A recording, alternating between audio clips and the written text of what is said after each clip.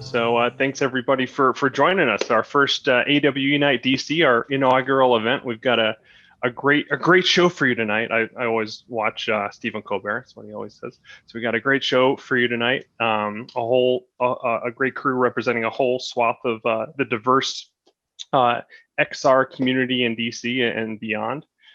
So we got a packed schedule. So I think we're going to jump right into it. If you're joining now, or probably if you're seeing this, this is going to be recorded and this will be shared out on the AWE YouTube channel after tonight. So no worries if you miss or if you have to leave a few minutes early. We understand, and you can feel free to check out the recording.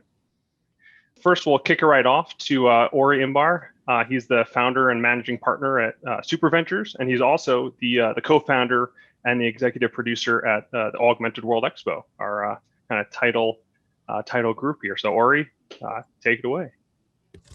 Thank you, Jake, and hey everybody. So awesome to be here at the first On-Nite DC. I want to thank you all for joining us. I hope you're all healthy and keeping it sane with all the craziness around. On-Nite DC is a meetup organized by volunteers under the umbrella of augmentedreality.org, which is a nonprofit with a mission to advance AR in order to advance humanity. And our stated mission, if you look at the meetup page, is to advance the augmented reality industry in DC and around the world. So we do it like today by bringing together the best of AR with the best of the AR community in DC. That's you guys. So thanks again for being part of it. And you know, we use this iconic image of the Capitol to represent the meetup back in December when we started this whole idea. And I guess since then it got a kind of a whole new meaning. It became kind of a much more loaded image. So it's great to see that today it's now associated with innovation and with a community that is passionate about AR. And by the way, by joining On-Nite, you actually join a global network of AR professionals that meet in 20 cities around the world, and new cities are coming on board every month. Most of these meetups are currently online, but we also, of course, are looking forward to getting back together in the big in-person event. Next one is in California in November. So if you want to learn about other cities or about some of the other events, engage with the community, check it out on awexr.com. We also recently announced the AWE Academy, which is kind of offering classes for professionals that wish to gain new skills in XR. And that's, you know, same kind of idea, classes by the community for the community to help advance this whole industry. And, you know, whenever a new chapter like DC kicks off its first meetup, it brings me back to the first meetup that I started back in March 2009 in New York City. And it was, you know, born from the basic idea that I just wanted to meet like-minded people that share the passion for AR and want to advance it. And at that time, there was no other avenue to meet. So I started one. And that's exactly what Cathy and Jake are doing right now. So I want to thank you once again, Jake and Cathy, for taking this on. It's not an easy volunteering job. I mean, it actually requires a lot of ongoing effort. So I want to, you know, kind of reach out to everybody in this community and say that, you know, they rely 100% on your support. So we're counting on you. And, you know, based on what we see today in terms of the community interest and the incredible speaker lineup that was quickly put together, it looks like the community is definitely behind Jake and Cathy. So I'm looking forward to chatting with you all. Looking forward to seeing you kind of spread the word about AR. So I want to wish you just, you know, good luck, enjoy the meetup, this one and the many that will come. And we'll hope to see you soon in real life. So good luck. Have a good one. Thanks a lot, Ori. Appreciate that. Yeah, looking forward to all being back in person soon. So like Ori mentioned, AWE Nite DC in particular, you know, what drove Cathy and I to start this particular branch of AWE Nite was really to connect everyone that's building or using or utilizing all kinds of spatial computing technologies in the DC area, in the DMV, and really connect, you know, the creators, the builders of those technologies, the users of those technologies, people who could benefit from those technologies who may not be aware of it, and really create that hub, that community for connecting all these different communities in DC. You know, myself, I'm not a long-time DC resident. I actually just moved here about 2.5 years ago. But what I discovered was, and what I didn't know, was that there's a lot more here in DC than just federal agencies and agencies you'd expect, like NASA and Lockheed Martin and other contracting agencies like that. There's a lot of technology companies that are here too, and a lot of other organizations, beyond technology. I have Marriott, the World Bank, who's here tonight, Donaher, Vario, who's also here tonight. There's a whole host of different companies and organizations that are here. So when I discovered that upon moving here, it was really exciting to actually see that. And I actually moved here right after, or right before Amazon announced their HQ2 here as well, which just kind of added another feather in the cap for the DMV area's kind of tech hub status. So it's really exciting that that we get to have this event, and hopefully many more to come. Just a little bit about myself and Kat, then I'll let Cathy introduce herself.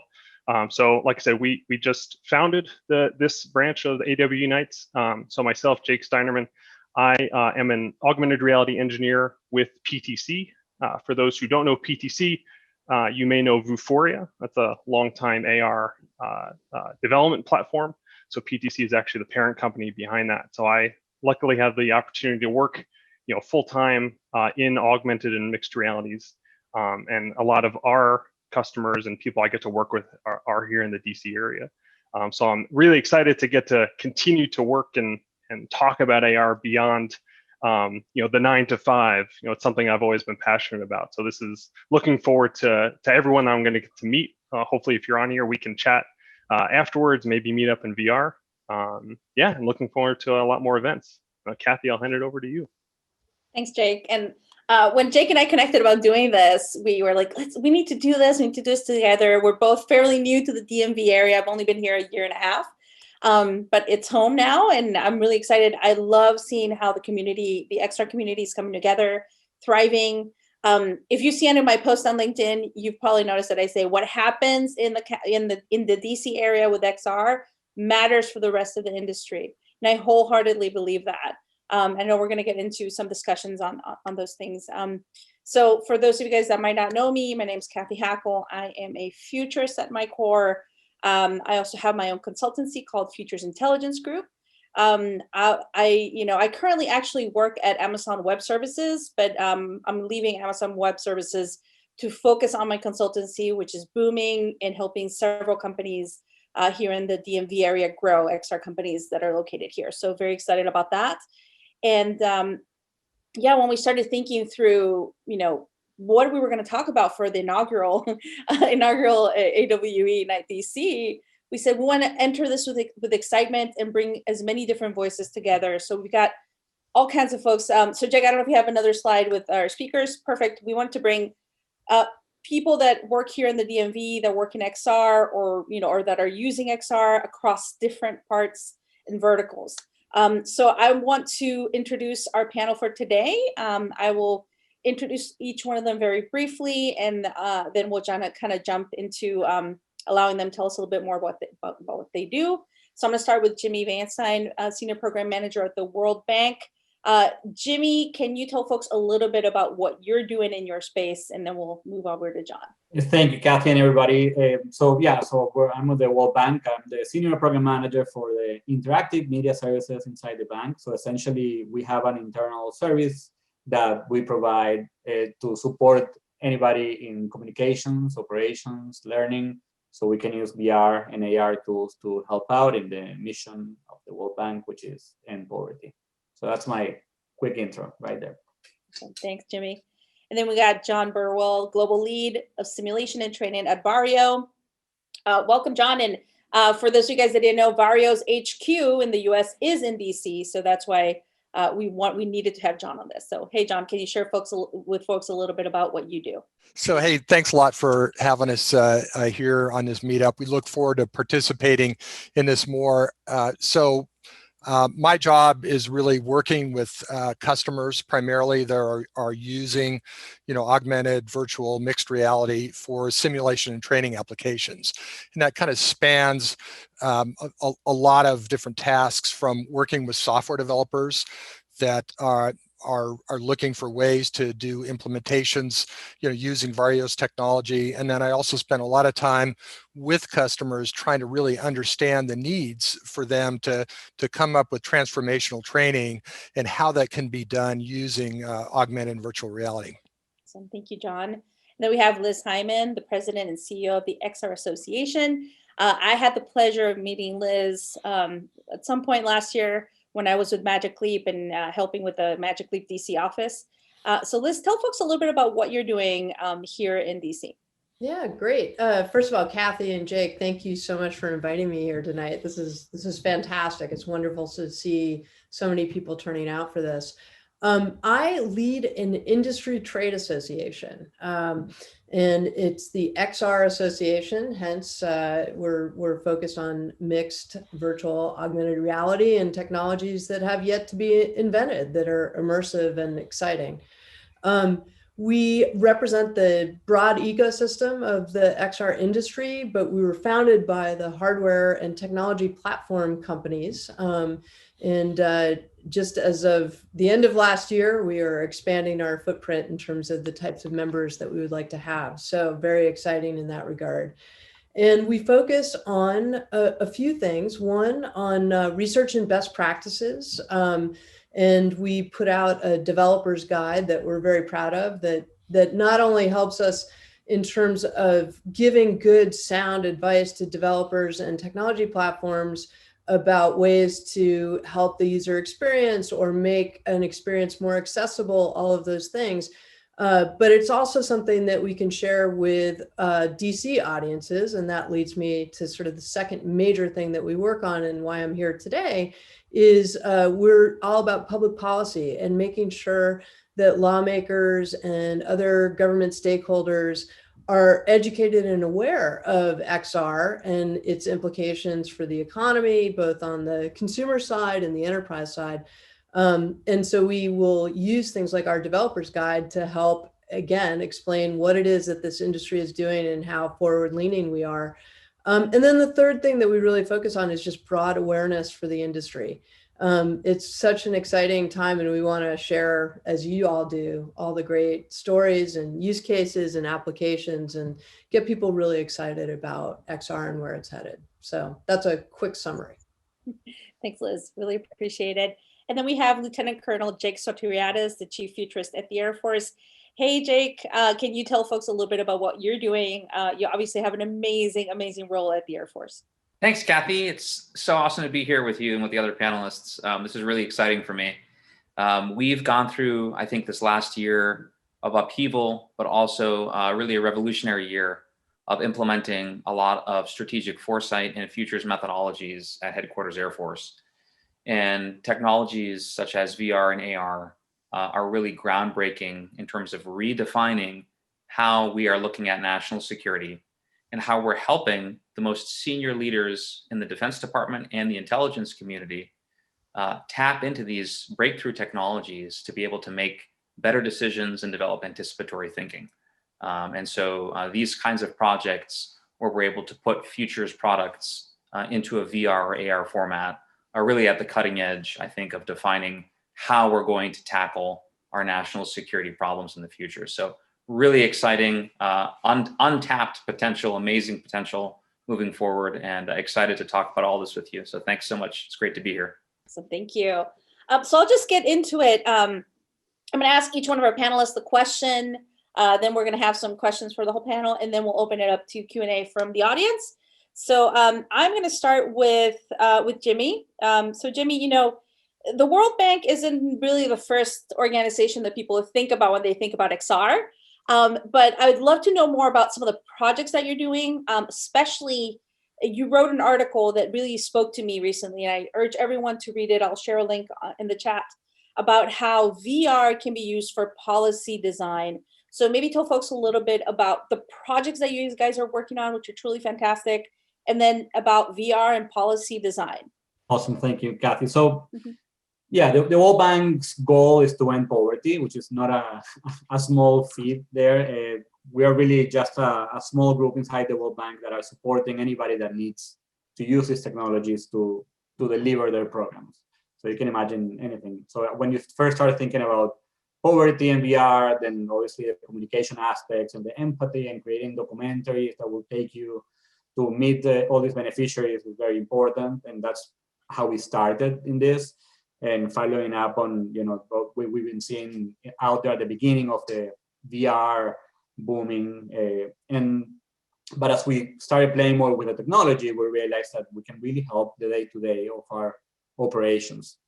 So one thing that we started was doing 360 tours of projects that are around the world. The bank supports 162 offices all over the world. So we actually we're giving 360 cameras, so we're playing with cameras, and we just give it to somebody that it's let's say a water expert decides to go out and say, hey, you're gonna visit a dam? Okay, let me teach you how to use this 360 camera.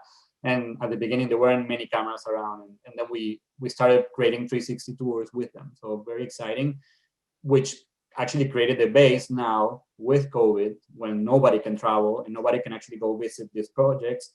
We're actually now sending cameras, so the cameras can travel, and we're sending these cameras out to all these countries. We're training locals, so people that have never used these cameras before, even smartphones sometimes, and we are now doing remote training to use 360s for supporting day-to-day operations, and that's how they do their field visits.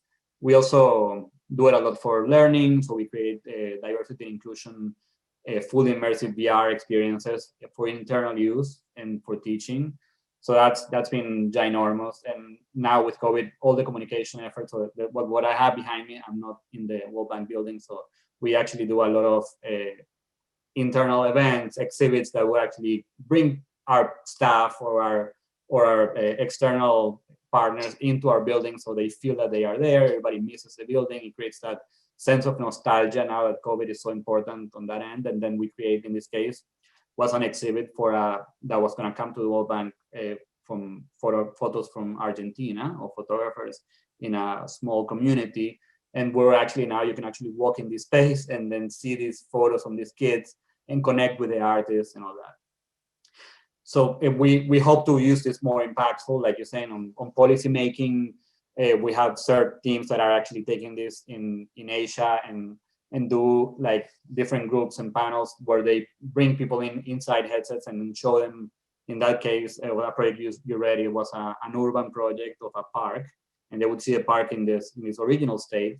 And then we also show with CGI, we make the park more diverse or with different equipment or different types of signage, and then kind of get their feedback of the beneficiaries of these projects, and then that will inform decision making throughout. So we expect to do more. We're really growing tremendously inside. You know, we actually spun out from a printing operation inside that we still do, and so we feel that there's a huge impact, right? And we love this community, and talking with everybody here in DCA, I see so many familiar names. And we try to inspire the use of technology, not because we're creating something incredible that nobody has seen before. It's basically using what's available and the partners that are there and vendors that are there and headsets that are there, and making sure that our own organizations are using these tools for their own impact. So that's my long story short. Thank you, Jimmy. Really appreciate it. And you gave a great talk at AWE 2019. Yeah, because 2020 was virtual. So at 2019, I want to continue with that idea of policy design and educating the Congress people and legislators here in DC and working on that. So I want to kind of go over to Liz. So Liz, you work closely with the Reality Caucus. So many people don't know that there is a Reality Caucus on the Hill. So maybe let's talk a little bit about that. And then some of the initiatives that you're working on. You have the community of interest. I know you published an article in the Hill. I'll post a link here about how the Biden administration should use VR and AR for growth. So let's talk a little bit about that, because I think your perspective is quite interesting as well. Yeah, that's great. I'm going to step back, and for those of you that do know what a caucus is, I apologize, but I just want to make sure everyone knows what a congressional caucus is. So a caucus is sort of a community of interest as well, but for members of Congress, and usually on the House of Representatives side. That's because their staffs are a little bit smaller than on the Senate side. And so they pool resources, and you can end up with a caucus on, veterinary care in Southeast Asia. It could be very random. But I think originally actually Magically played a big role in the establishment of this caucus. It's the Virtual, Augmented, and Mixed Reality Caucus, or Reality Caucus. Reality Caucus, yeah. Yep. Typically what happens is an organization like ours, we're an industry trade association, will work with the caucus to help develop programming and some educational opportunities for the staff to learn more about technology. Right now it has several members, Yvette Clarke from New York. We've got Suzanne Del Bene from Washington State, Ted Lieu from California, Debbie Wasserman Schultz from Florida, Zoe Lofgren from California is new, and Rodney Davis, our sole Republican from Illinois, is new as well. So, and I point out new because we are working very diligently to add more members to the caucus. So a call to action for folks on this call is tell your member of Congress that they should join the Reality Caucus. And what happens is it becomes more of a one-stop shop to be able to educate people about the technology. And let me tell you, it's a really good thing, because most of the time when you go to start talking to somebody on the Hill and you say virtual reality or augmented reality, they're like, oh, games, it's fantastic. And that is vital and a wonderful, wonderful part of this experience. But when you start to get into, the applications for education and healthcare and the public safety and national security aspects of this, it's such an incredible technology, and we want to make sure that they are aware of it. Number one. Number two, that they understand how things work, because there's some very challenging public policy issues that are going to come up in the realm of this technology. And if we don't know how Facebook works or, how this phone works, right? We've seen those hearings before. We're going to end up with some regulatory decisions that may not be beneficial for balancing the important rights and interests of the consumer against how we do innovation and keep growing the industry. So really important to have these types of things. We're trying to grow the caucus. We'll be doing some programming with them. We've already done a couple of events, and you'll start to see some more as we go forward. The other thing that you mentioned, though, is that in addition to working with the Congress, we also need to make sure that the executive branch understands what's going on with XR. And you do have a lot of interesting little pockets of activity, very significant throughout the federal government. But we did a paper called, part of this project called the Day One Project. And this was to try to establish sort of shovel-ready projects ready to go day one of a returning or new administration.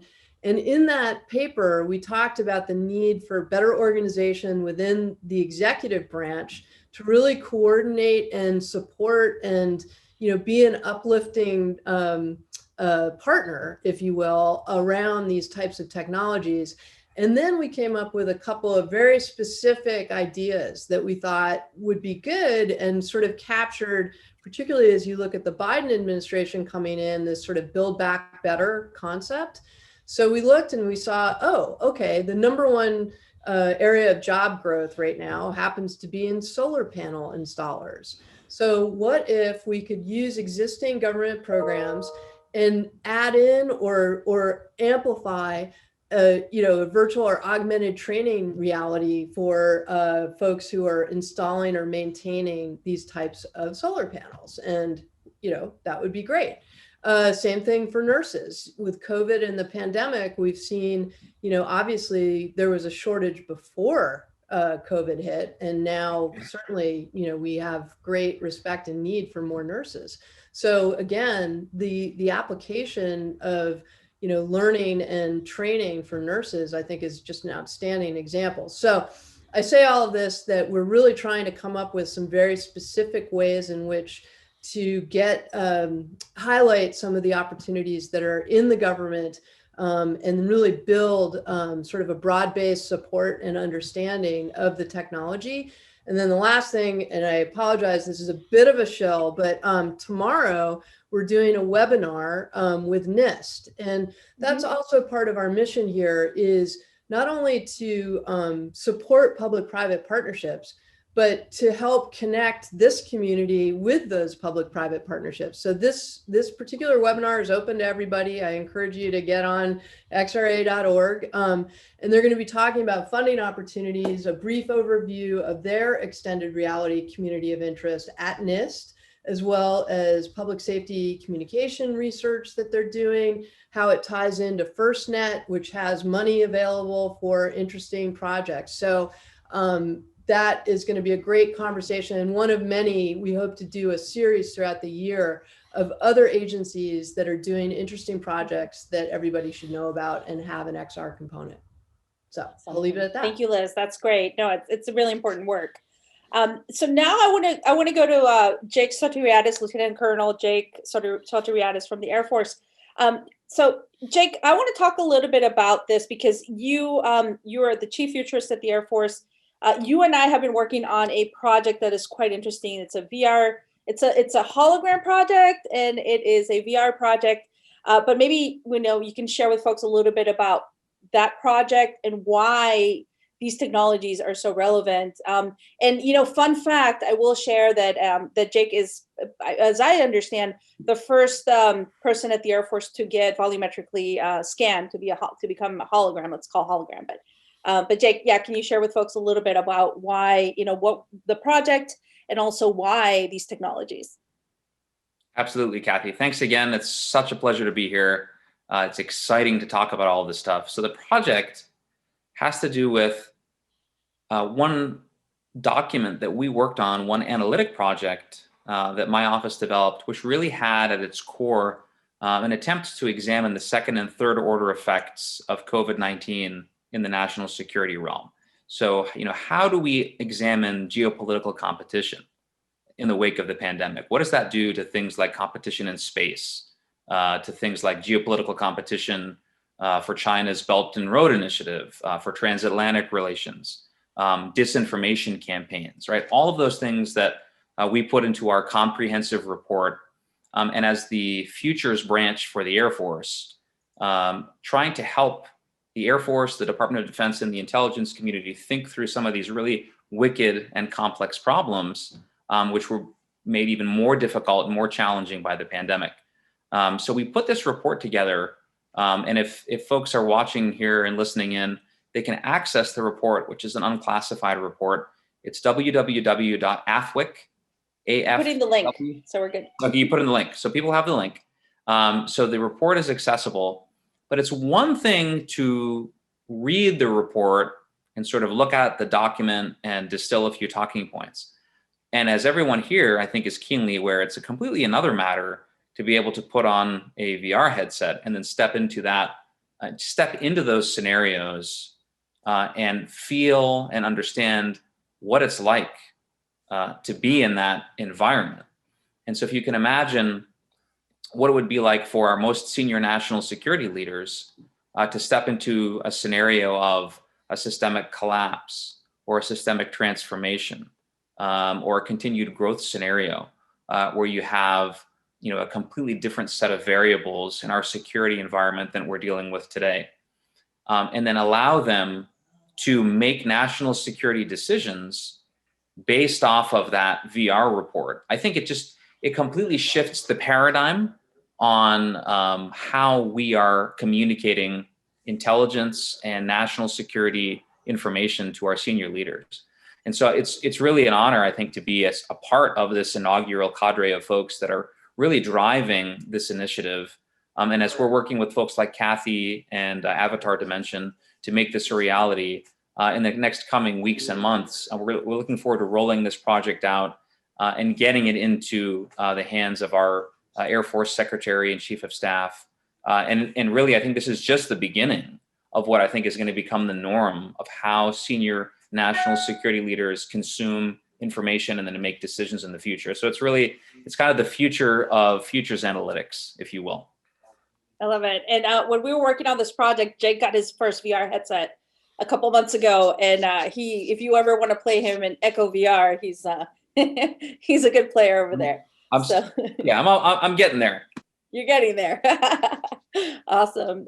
So now we're going to go to the hardware part, because we've talked about policy design, educating on the Hill, how the actual, how the government's starting to use this. Now let's talk a little bit about the hardware that makes this happen, right? How we put this all together. So John from Barrio. So you guys recently launched the XR3. It's a very, very exciting mixed reality device.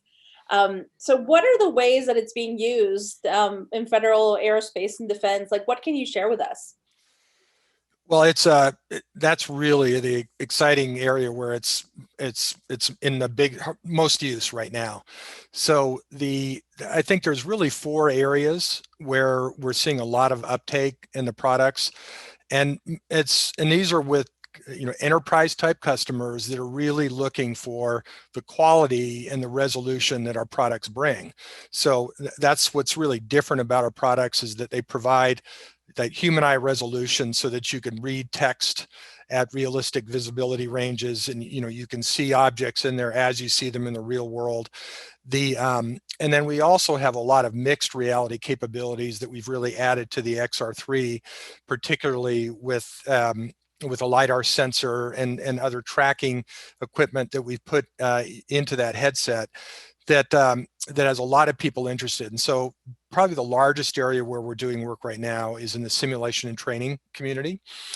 And so, and this really goes across all branches of the DoD and even across some of the commercial areas as well. And in these cases, what they're doing is they're using virtual and mixed reality solutions to cut the cost of training and to be able to do it faster. So right now, to train a Navy pilot, it takes them a year to do it, down in Kingsville and down in Texas. And so what they like, and that's because they use computer-based training, they use, instructor-led training, they spend some time in these big expensive simulators, and then they go fly in the real aircraft. Well, what they're doing is they're completely changing the curriculum there, where now what they can do is ahead of time, they send them a VR kit with a PC in it and a headset, and they pop that on at home, and they start flying missions, and they start learning the basics of the airplane. They learn you become familiarized with the cockpit, where the different instruments are. And then, as they get more proficient at that, they can move up. And so instead of going into a class and sitting there staring at death by PowerPoint or by Zoom, they sit at these smaller devices that use mixed reality, where you have a combination of real hardware and sticks and throttles and partial cockpits, but they have that fidelity when you really do need the tactile feedback to be able to feel the forces, touch the devices, and be able to rapidly move through them. So they do quite a bit with that. And what that does is that minimizes the amount of time they spend in the expensive simulators, and also makes them much more proficient when they finally get in the airplanes. So a lot of work across the board is going on with that. The other area where we're seeing a lot of uptake is in medical simulation. And so there's a lot of that going on, research in that, around the Beltway that's happening there. We're working with several different companies that are doing research with DHA, the Defense Health Agency.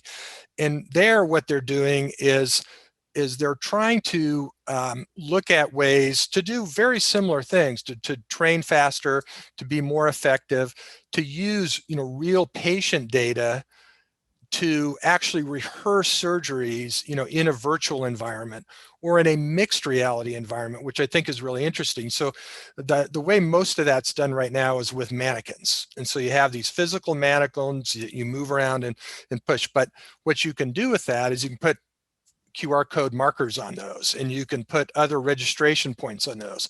You put the headset on, the headset can pick those up, and it can draw any sort of virtual content on top of the mannequin to supplement, to augment, what's really happening there. And that can save a lot if you're using moulage and all the fake blood and all that they use in some of these scenarios. A lot of that can all be done virtually or in this, augmented sense. The third area where we're doing a lot is just in overall design and development. So, we do a lot of work with the car companies to help design cars, to design dashboards, look at workload studies. If you have all these new nav systems and electronics that's in the cars, how can you drive that? Well, the same principles are used by the DoD when they're designing a lot of the military vehicles. So there's a lot of simulation that's done to helping to create and develop. And then kind of the last one that's worth mentioning that's Jake kind of was talking about, and that's related to geospatial imaging, command and control, and really, this idea of information dominance. You have these huge control rooms, command and control centers around with all these monitors on there. And you think about that, and it's really great if you're able to go and walk into one of those monitors and see all that information. But what you can do is you can put on an HMD that has a real high resolution in there, and you can set it up so that you have infinite resolution in there, and you can just sit there and look through all that data just on your helmet. And so anywhere you have that internet connectivity, with that kind of resolution, you can push that information to the point of need. And so I think that those are really kind of the main areas that we're seeing a lot of uptake, especially with the new products. That's fabulous, John. And yeah, quite interesting, especially the medical one. Our next event's actually going to be about health. It's a medical related one. So I think that that's very, very relevant. So I'm going to ask a question to the whole panel. So if you guys can take, very quick answer to the question and your opinions, and then we'll open it up to some questions from folks in the audience that have joined us. So this question is for everyone on the panel is, what is, in your opinion, the biggest challenge or opportunity, so choose one, for XR today and potentially in the future? So choose either a challenge or an opportunity and share that with us. So let's start. Liz, I'm going to go ahead with you first. Well, obviously, I'll sort of stick to my world, right? And I think both a challenge and an opportunity is how lawmakers are going to look towards regulation and legislation around the technology. And I think we're all trying to get out ahead with best practices and sort of standards and guidelines as much as possible. There are appropriate needs for updating our regulatory and legal frameworks. And so we want to be able to engage in that, but have a smart conversation. It shouldn't be a zero-sum situation.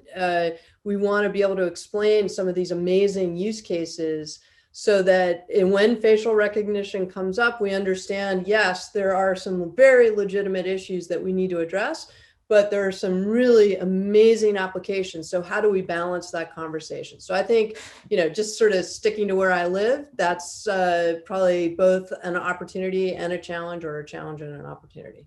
So awesome. Thank you, Liz. All right.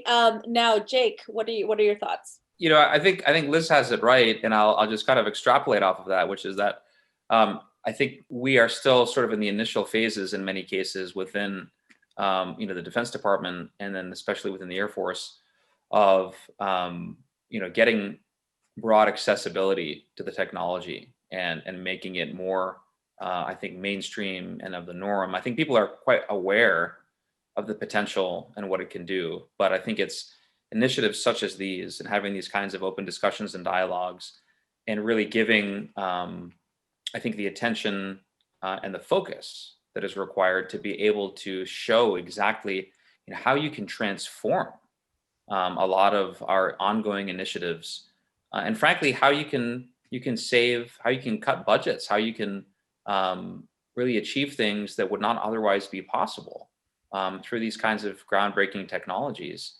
which really, I think, are going to revolutionize how we do our day-to-day business. So I think a lot of it is the education, as strange as that might sound. I think it's still a bit of an education piece on exactly what the potential outcomes can be, and then how we can take concrete steps to get there. And I think projects like the ones that you and I are working on, Cathy, do exactly that, because they expose our national security leaders to the potential of these kinds of projects. And then, that leads to, asking more questions, and then more investment, and then more partnerships. And I think probably the best takeaway from all this is that the paradigm for emulation is this private and public sector partnership is absolutely key. Because without that, I don't think we're going to be able to advance the ball forward. That's so true. John, what is your opinion? Well, I like the 4 I mentioned in terms of the growth opportunities. And so, so to just throw that out there, I do think I did want to comment on the challenges. And I think one of the biggest challenges on working with the government is just some of the rules and regulations, especially around security. This is a huge headache for us, and for the government. IT people that are trying to implement these solutions in their buildings. So, and I give you a true story on this. So we were doing an augmented reality flight simulator for an Air Force program, and so mixed reality, using our XR1s, with the high resolution cameras and all that. And this went to the security officer and looking to get an authority to operate, ATO, for this. And he came in and said, does this have things that emit? And it's like, well, it has a few things there. We can turn those off. So he was okay with that. And then he said, does this have any cameras? And I said, well, yes, of course it is. It's an AR headset. And he said, well, that's just not acceptable. We can't give you an ATO on this, because you cannot use this in these environments because it has cameras in it. And so the project ended, right? So the whole process of trying to work through and understand the virtual and augmented reality technologies and how that needs to be handled from an IT perspective related to ATOs, authorities to operate, risk management framework, and all that is really important. And I think that goes to something potentially the Reality Caucus could help out at, and potentially, because they really do need to understand about that. And I think this could become even further exacerbated by this, the new Buy America clauses and all that are coming in, where if you have any components in there that are built outside the country, they say that, well, you can't put that in any of these environments because it's not made in America. And so I think that would be something that this group in the position that it's in could potentially help out with. Yeah, and Cathy, just to jump in really quickly, GSA, the General Services Administration, has apparently an area that is supposed to think about XR technologies and acquisition. Obviously, that's different from national security, DoD work, which is a different body. But I think there needs to be sort of an education effort to GSA, because I don't think they've really done much with the authorities that they have. And possibly that's because maybe they're not well educated or up to speed on some of these nuances that you're talking about, John. So sorry to interrupt. I'm gonna have to go to Capitol. Thank you. Yep. Yeah.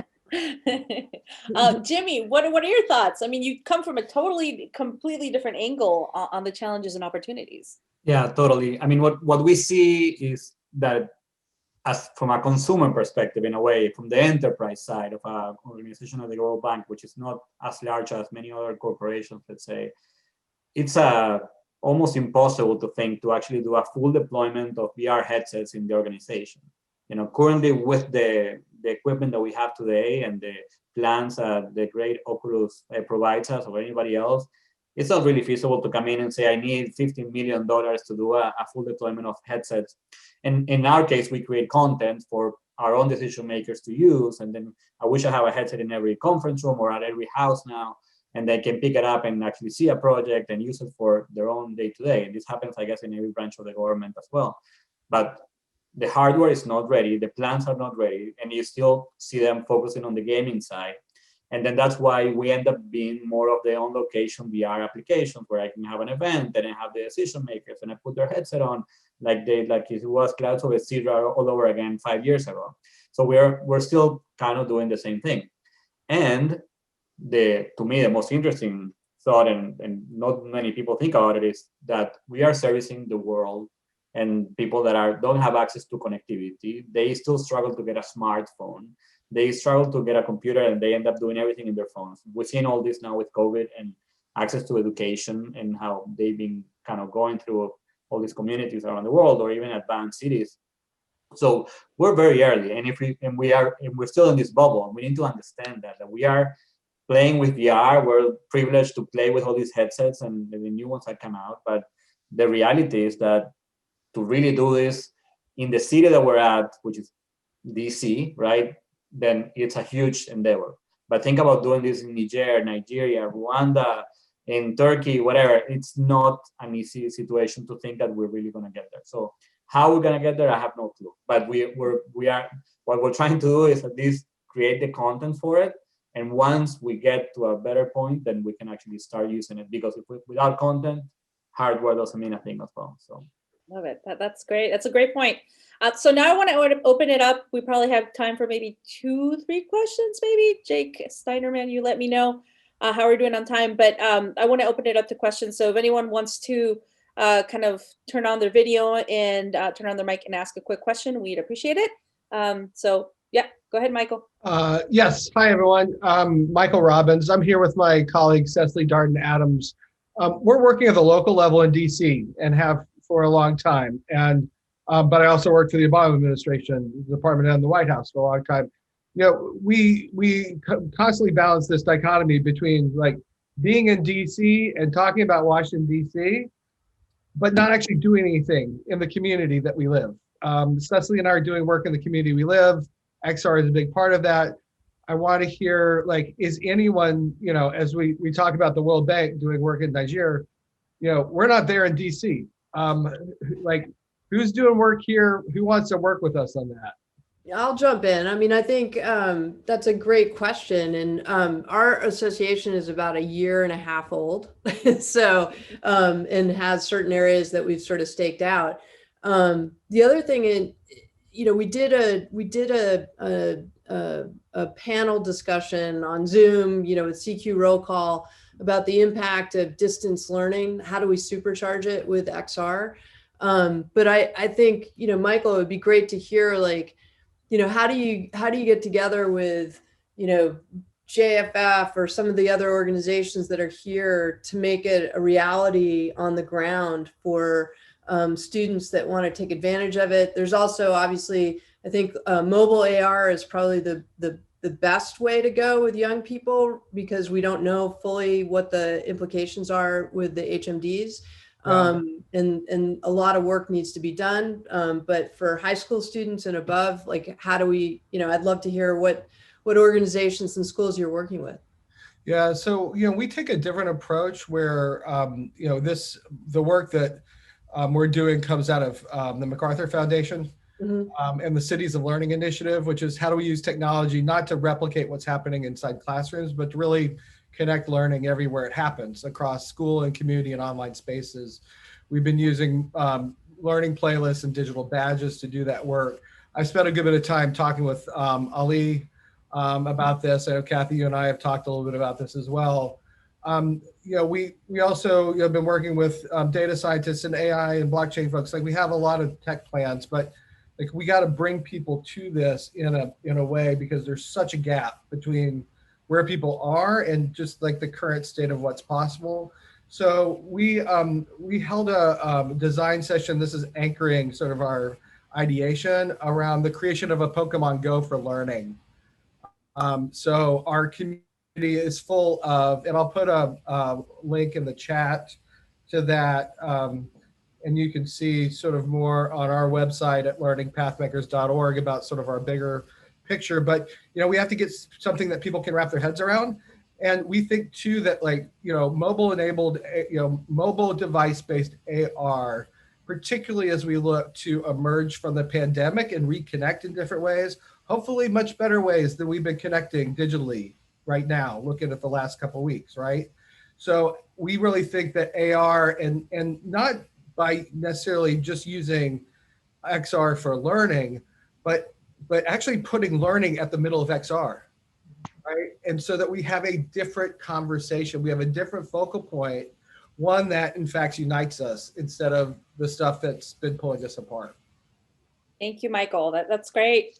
I know can you say had a couple Oh, things go ahead. about the ideas of the congressional caucuses that I've participated in. So I'm also on the ITSIC, Inter-Service Industry Training Systems and Education Conference, and and they also have a congressional caucus. And what we've done with that is we've held an event every year at the Capitol, where we have an open house, in the Rayburn building, where we have, vendors and other government organizations come in and sort of display their wares and what they're doing in an effort to try to educate the, Congress, as well as all the staffers that, kind of meander through, come in there, get the demos and talk to it. That also gives an opportunity to get the caucus members to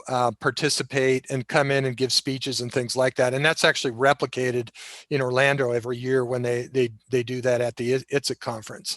Yeah. So we've done that, and there's been a few different legislations that have been pushed that affect some of the funding for some of the programs and things like that. So I think those might be, some interesting things that we could work together as a group that's, in the Capital Region to try and drive. That'd be awesome. And that, the ability to actually get people, who are living and working here in the, across our community, engaged in that kind of stuff, I think is a missed opportunity for us. All right, who wants to, ask another question? Who wants to volunteer as tribute? Oh, okay, Steve, I see you over there. Brave soul. Great, yeah, thanks for all the great information. I was just thinking, we talked a little about hardware. What do you guys think is the most popular software used to develop in XR applications you guys have seen, whether it's donor or commercial? Anybody else want to take a crack at that? I have a lot of opinions on that. Yeah, there's a lot of opinions on that. Yeah, I guess I should add, what's the most popular and what do you think is the best? Maybe two questions, because there could be different.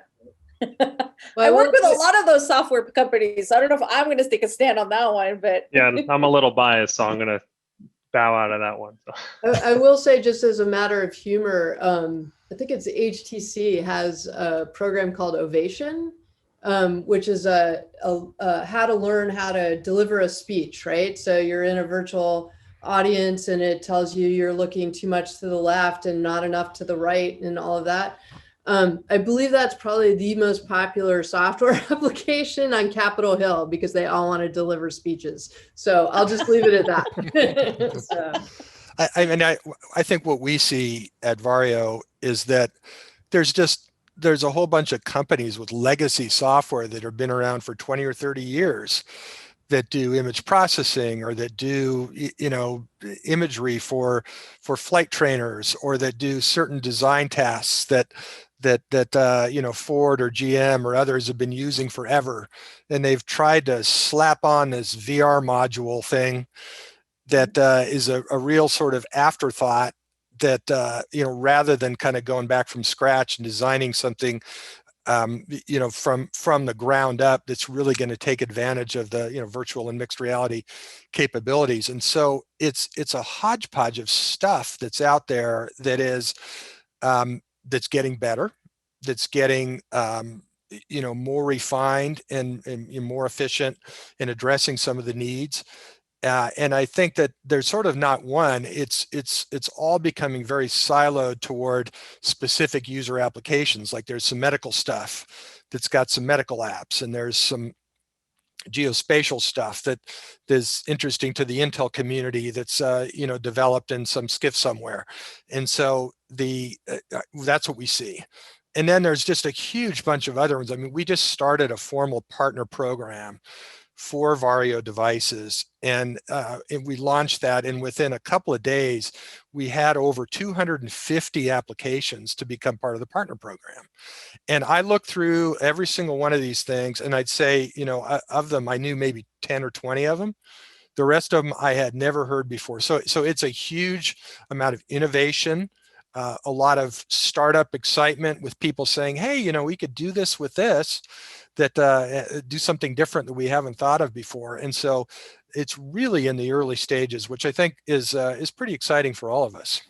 Thank you. Thanks, John. So anyone else have a question? I know we only have like a few minutes left. So does anyone have any other question they want to ask? Thank you, Steve, for your question. I can ask one for the panel while we're waiting. Yeah. So we're seeing all this fad now with its new times on multiplayer collaboration. How do you guys see this change in the landscape now that people are more prone to actually use this with others instead of the solo experiences? It's awesome. It's really great. Yeah.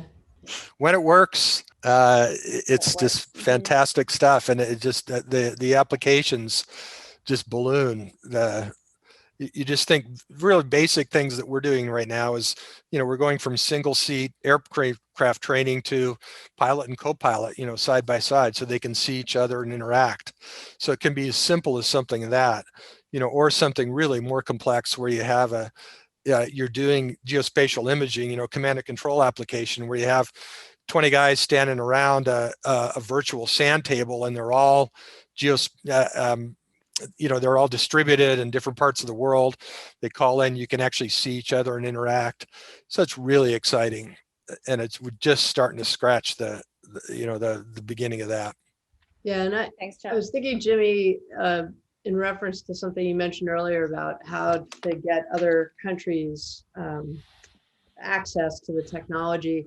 One of the links to both, you know, multi-user and broad-based adoption is going to be the discussion around 5G, Wi-Fi 6, and how that starts to actually animate what we care about here, which is that broad multi-user interface. And so from a policy perspective, you know, we all have our day-to-day things that we have to look at, but it's interesting to sort of be able to weigh in with the FCC or elsewhere and let them know what this will unleash, right? And so as they're thinking about how they organize the availability of spectrum, all of those things, they need to know about this technology as well.